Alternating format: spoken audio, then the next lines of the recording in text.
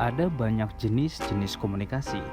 Misalnya, jika dilihat dari cara penyampaiannya, ada komunikasi verbal dan nonverbal. Dilihat dari pesannya, ada komunikasi pesan dan tertulis. Dilihat dari kelangsungannya, ada komunikasi langsung dan tidak langsung. Dilihat dari arahnya, ada komunikasi satu arah dan komunikasi dua arah.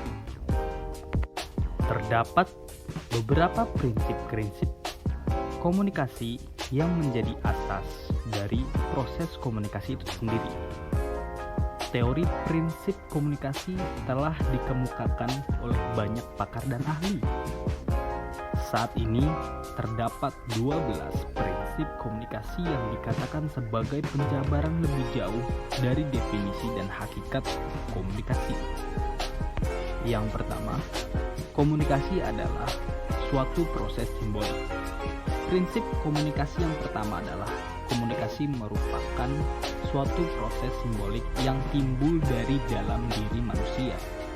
Komunikasi adalah suatu yang bersifat dinamis, sirkular, dan tidak berakhir pada suatu titik tertentu saja, tetapi terus berkelanjutan secara terus-menerus. Yang kedua, setiap perilaku mempunyai potensi komunikasi. Komunikasi bisa terjadi pada tiap perilaku. Hal ini dimaksudkan bahwa tiap orang bisa saja dimaknai sedang terlibat dalam proses komunikasi. Meski tidak bermaksud untuk mengkomunikasikan sesuatu, adanya gerak tubuh, ekspresi wajah, hingga kontak mata bisa dimaknai sebagai bentuk komunikasi oleh orang lain.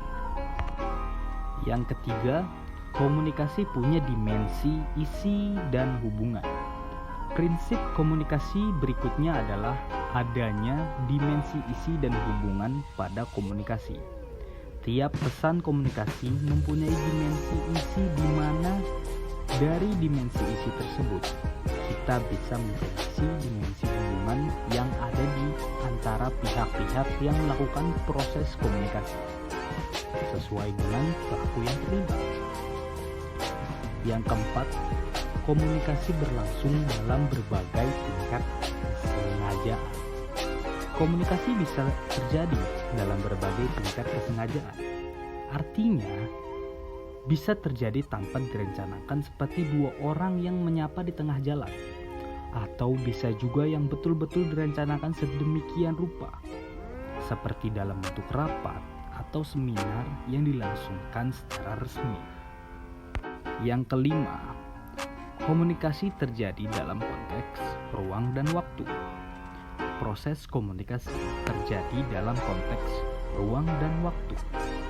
Pesan komunikasi yang dikirimkan oleh pihak pengirim disesuaikan dengan tempat di mana proses komunikasi itu berlangsung, kepada siapa pesan itu dikirimkan, dan kapan komunikasi itu berlangsung, sehingga memenuhi konteks ruang waktu tersebut. Yang keenam, komunikasi melibatkan prediksi peserta komunikasi. Proses komunikasi juga dapat diprediksi oleh pelaku yang terlibat. Misalnya, saat kita menyapa seseorang, kita tentu mengharapkan orang itu menyapa balik. Hal ini juga sesuai dengan norma kebiasaan atau pola dalam komunikasi yang digunakan oleh para pelaku yang terlibat. Yang keenam, komunikasi melibatkan prediksi peserta komunikasi. Proses komunikasi juga dapat diprediksi oleh pelaku yang terlibat. Misalnya, saat kita menyapa seseorang, kita tentu mengharapkan orang itu akan menyapa balik. Hal ini sesuai dengan norma kebiasaan atau pola dalam berkomunikasi yang digunakan oleh para pelaku yang terlibat. Yang ketujuh, komunikasi bersifat sistemik. Prinsip komunikasi berikutnya adalah bersifat sistemik. Artinya, cara seseorang untuk berkomunikasi dipengaruhi oleh beberapa faktor. mulai dari latar belakang budaya, pendidikan, nilai, adat, dan pengalaman. Faktor eksternal seperti kondisi keluarga dan lingkungan juga turut berpengaruh pada komunikasi yang bersifat sistemik.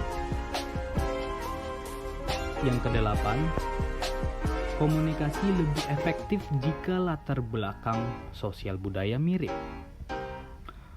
Semakin mirip latar belakang sosial budaya, maka semakin efektiflah komunikasi. Komunikasi antar dua orang dengan latar suku dan budaya yang sama akan lebih efektif dan lebih nyambung dibanding komunikasi antar dua orang dengan latar belakang yang berbeda. Kemiripan unsur sosial budaya seperti bahasa dan pendidikan memiliki dampak besar terciptanya komunikasi yang efektif. Yang kesembilan, komunikasi bersifat non-sekuensial. Proses komunikasi bersifat sirkular dalam arti tidak berlangsung satu arah. Artinya, komunikasi juga dapat melibatkan respon atau tanggapan sebagai bukti bahwa pesan yang dikirimkan itu diterima dan dimengerti. Hal inilah yang dimaksud dengan prinsip komunikasi yang bersifat non-sekuensial. Yang ke-10, komunikasi bersifat prosesual, dinamis, dan transaksional. Komunikasi merupakan proses yang bersifat dinamis dan transaksional. Ada proses saling memberi dan menerima informasi di antara pihak-pihak yang melakukan komunikasi. Pola komunikasi pun bisa berubah-ubah dan tidak statis saat sedang berlangsung, dengan umpan baik dan reaksi yang beragam. Lalu yang nomor 11, komunikasi bersifat irreversible. Komunikasi juga bersifat irreversible atau tidak dapat dikembalikan. Artinya, efek atau dampak komunikasi tidak dapat dihilangkan. Jika kita menyakiti orang lain dengan ucapan kita, maka efek sakit hati itu tidak akan langsung hilang. Untuk itu, proses komunikasi harus dilakukan secara hati-hati oleh pelakunya. Lalu yang ke-12, komunikasi bukan panacea untuk menyelesaikan berbagai masalah. Prinsip komunikasi yang terakhir adalah komunikasi bukanlah panacea untuk menyelesaikan masalah. Maksudnya, komunikasi bukanlah satu-satunya solusi yang dapat digunakan untuk menyelesaikan masalah. Komunikasi hanya bisa jadi salah satu faktor pendukung terhadap penyelesaian masalah. Demikian penyampaian saya terhadap prinsip-prinsip komunikasi yang sudah saya sampaikan. Saya harap penonton lebih mengerti lagi terhadap prinsip-prinsip komunikasi yang saya sampaikan. Terima kasih.